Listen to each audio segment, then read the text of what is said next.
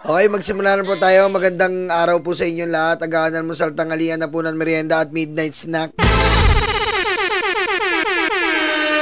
Andito naman po ako, Yolo the Third. Mag-ano muna po tayo ngayon. Ipapakita ko lang po sa inyo kung paano po ang ating kongreso ay pinapa-open na po talaga. Eto na po, nagsalita na po ang ating Martin Romualdez. At ipapakita rin po natin sa inyo ang motion for reconsideration at si Basti Barbie Duterte po ay Chuchupala yan! Chuchupala yan! Chuchupala yan! Chuchupala yan! Hoy, mag-subscribe kayo kay Ders TV kumari natin yan. Si Baste atang hindi marunong sa konstitusyon, sa mga nilalaman ng batas, kundi sumupa. Chuchupala yan! Chuchupala yan! Chuchupala yan! Chuchupala yan! Wala talagang alam. Okay, sumunod natin to kay Speaker. Hindi lang natin bubuksan ang Kongreso para sa mamamayan na magbabantay ng budget. Mapapanood din lahat ng diskusyon sa telebisyon at sa mga social media platforms. Ayan po wala pong itatago sa atin gaya po ng nakita natin diyan sa Kongreso ng mga nakaraan, Quadcom, Good Governance, Commission on Public Accounts, Commission on Ways and Means, murang bigas, lahat po yan nakatelevise. Yan po ang pangako sa atin ni Speaker Martin Romualdez na tinik po sa mga DDS na may itim ang betlog ni Digong. What the fuck?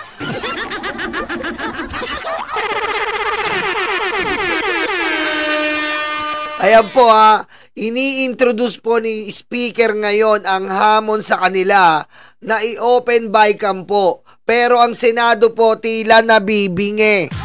Bakit nabibingi? Bakit nabibingi po? Kasi po, paano ka maririnig kung ikay nagpapa-facial?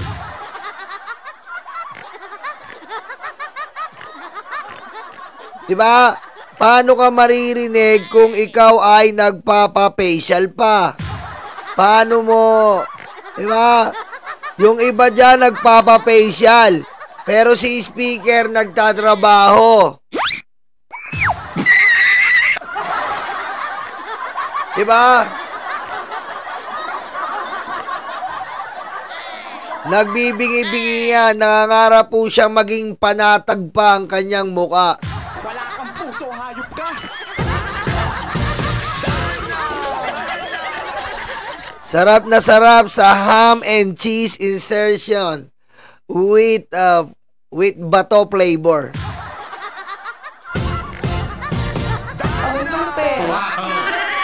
Diba? Ayan po nagbibingi-bingihan po sa Senado samantalang naghahamon na po talaga ang ating Speaker na si Martin Romualdez. Sabi niya, tara na, go. Tara, let's go. Open by cam, sabi niya, opens by cam, launches infrastructure review. Sila po ang unang nag-endorse niyan. At sinuportahan po ito ni Tito Soto, ni Lacson. Pero bilang lang po na matitirong senador ang may gusto. Yung iba tahimik na. Bakit kayo tahimik, ha? Ayaw nyo ba makita ng taong bayan? Ha? Tapos meron pa ini-endorse yata ngayon si Jinggoy na nakawan daw sa DPWH. Nakawan si Jinggoy.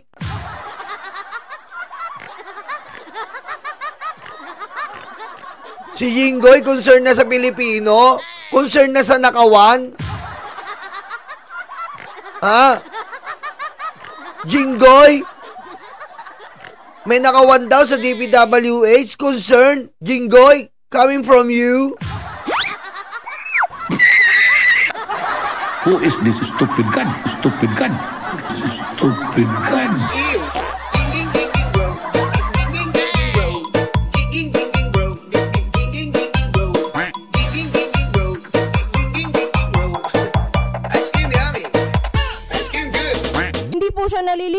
Bobo ka! Coming from you talaga. So, dumako naman po tayo dito. Ayan po motion for reconsideration. Motion for reconsideration. Mali ba to o tama? Tama. Legal ba to? Illegal? Legal. Nasasaad ba to sa konstitusyon? Nasasaad? Nasasaad. Pwede pong mag-motion for reconsideration ang anumang nasasakdal sa iba't ibang desisyon, lalo na po dito rin po sa Supreme Court. Normal po ito na mag-motion for reconsideration. Ang sinasabi kasi ng iba, wala na, nagdesisyon na yung Supreme Court. Diba?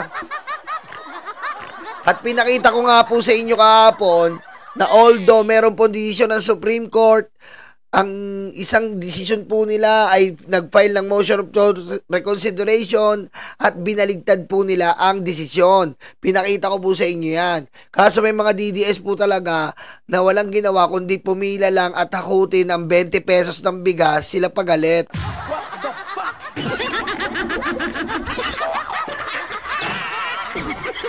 Diba? Respondents, House of Representatives, Philippines. Ito na po, dumako na lang tayo dito sa preliminary statement. The House of Representatives as part of a co-equal branch of the government. Biro mo, nag-ano pa sila dito. Maganda yung entrada nila. Kumbaga, nagiging pahambol pa sila. Pahambol. Respectfully, submits the motion for reconsideration in recognition of the judicial power constitutionally vested upon this honorable court.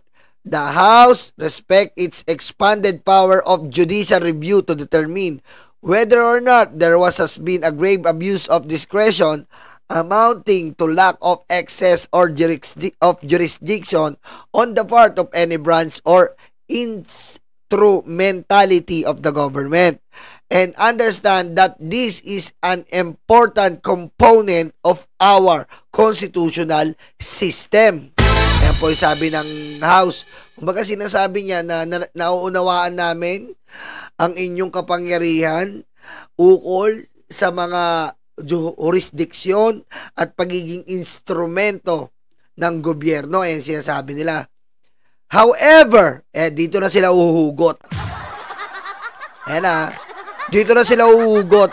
Dito na sila uhugot. However, this expanded power is not absolute. Sinasabi nila na hindi naman porket may power ka Supreme Court, ikaw na lang ang makapangyarihan. Nek-nek mo. Wala kang puso, hayop ka! Hindi.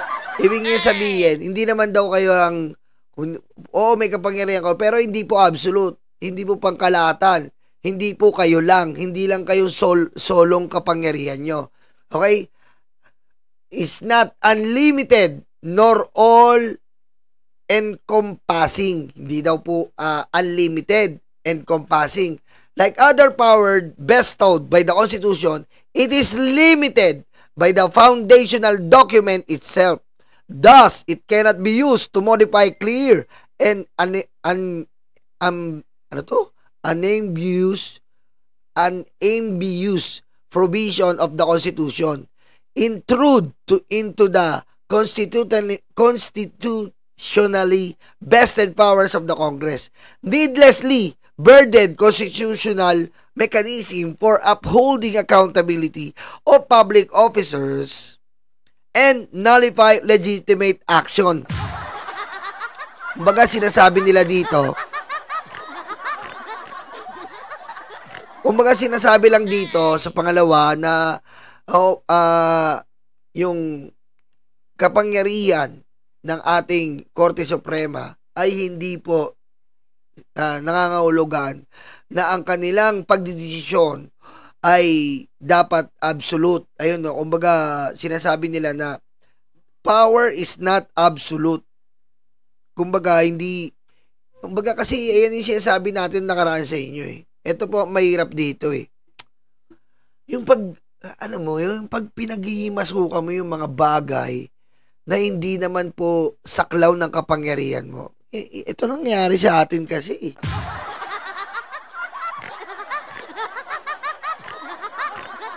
Ito, maganda to. The House is not asking. Ito po maganda to, pakinggan nyo. The House is not asking of this honorable court to favor any one political resort. Hindi daw po sila numihingi na paboran ang kung sino man na paboran ng Korte Suprema sa isyong politikal. Indeed, there are no conviction or acquittals to play yet. Wala naman daw po na conviction pa at acquittal na ginaganap, as the Senate has not even begun to conduct the trial proper.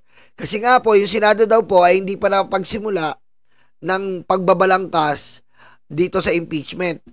It only asks that this honorable court allow Congress to perform the duties the Constitution asks of both its chamber. It only asks that this honorable court allow Congress, baka naman daw pwedeng payagan ng Supreme Court ang Kongreso na gawin ang kanilang mandato. Ayan na mandato na nakasalig sa Constitution, sa Senate at sa Congress, to initiate an impeachment proceeding for the House and to try the same for the Senate. Ayan, malinaw na yan.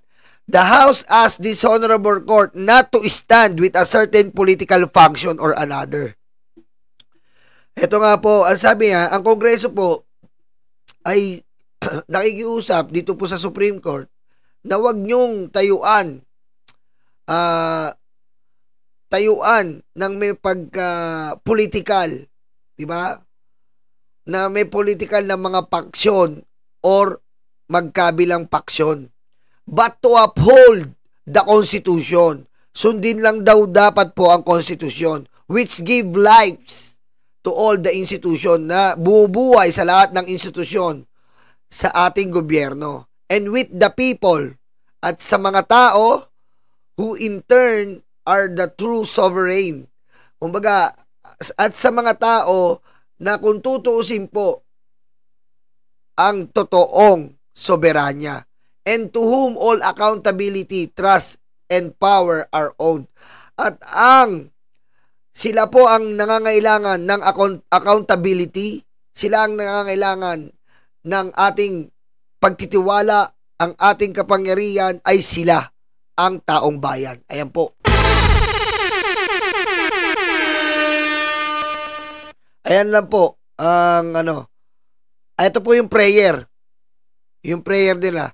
Wherefore, premises considered, respondents respectfully pray that the Honorable Court reverse the immediately executory nature of its July 25, 2025 decision, and after due proceedings, reconsider the same and dismiss the petition for lack of merit. Ayan po yung prayer nila. Respondent likewise pray for other just and equitable relief. Ayan po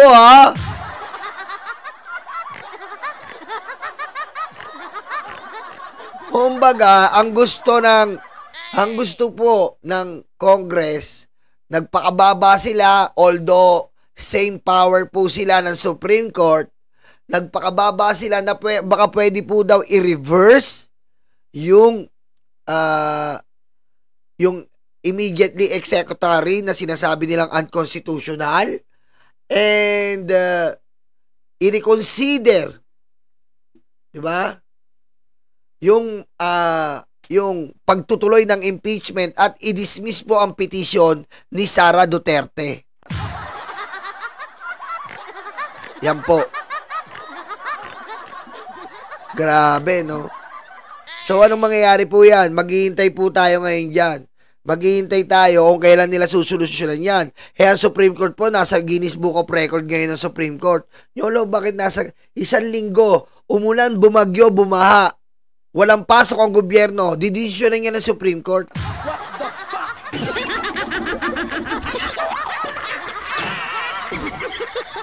Diba?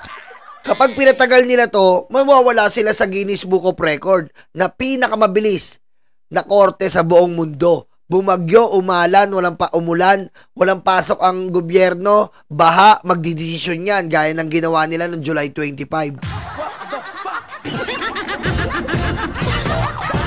Diba? Magdidesisyon yan. Wala pa ng oral argument nga, talagang didesisyon na nila. Yan ang Supreme Court, Guinness Book of Record. Diba? Basta maituloy lang nila. Diba, Supreme Court? Hindi po Supreme Court, sinasabi lang po na, huwag kayong magagalit. Inilalarawan lang po namin yung ginawa nyo.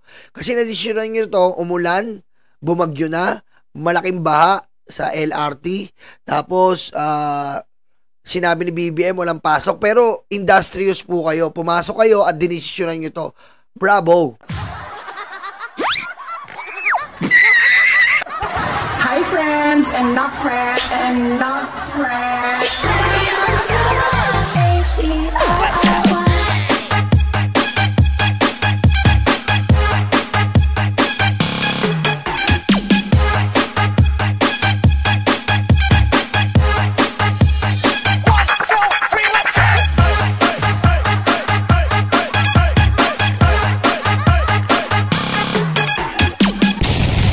Diba? Tapos, mabilis po nila. Nakagawa po sila, hindi lang po 7 pages. Halos 100 nagawa nila. So, ang magitan ng mga umuugong na kidlat, kulog. Gumagano na yung bagyo. Gumagano yung bagyo. Supreme Court po, nagsasakripisyo para sa taong bayan. Nagsasakripisyo po sila, bumabagyo. Ang lakas ng hangin, hindi sila makapagsulat. Talagang pinilit nila magsulat kahit bumabagyo, inahangin pa nga yung kamay nila. Uy, tanali, para sa bayan to, hindi nyo maawa to. Ganun po sila, inahangin na naman. Tinilit po nila talagang makasulat. Andito po sa yung tubig ng Pauro. Sinulat nila. 1 linggo lang po. Kaya pasok tayo sa Guinness Book of Record, 1 week.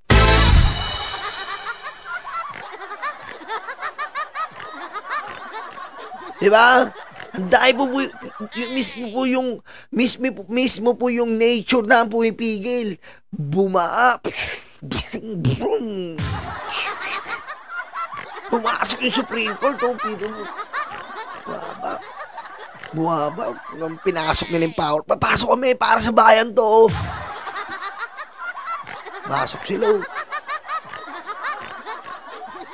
Tapos, lakas ng hangin eh. Umikid na. Pow! Sulat pa rin sila. Alam niyo yung parang ano? Alam niyo yung parang sa 10 Commandments nung kinuha ni Moises yung 10 utos ng Diyos. Ganon. Ganon yung sakripisyo. Parang ganon. Hirap na hirap si Moises. Sulat sila. Kidlat. Ganon. Kaya saludo sa Supreme Court. Sana po matignan natin kung marirelease din po dito within 1 week.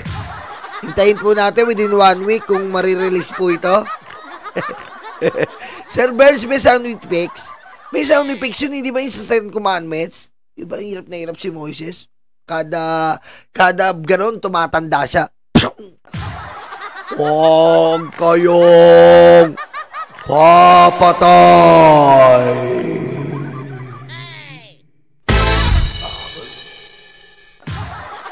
Diba yung 10 Commandments? Igalang mo ang iyong ama't ina. Boom! Tagal si Moises.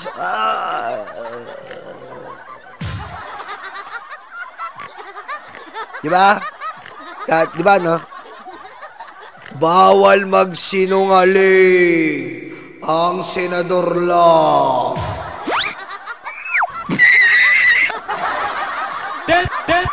Detonate!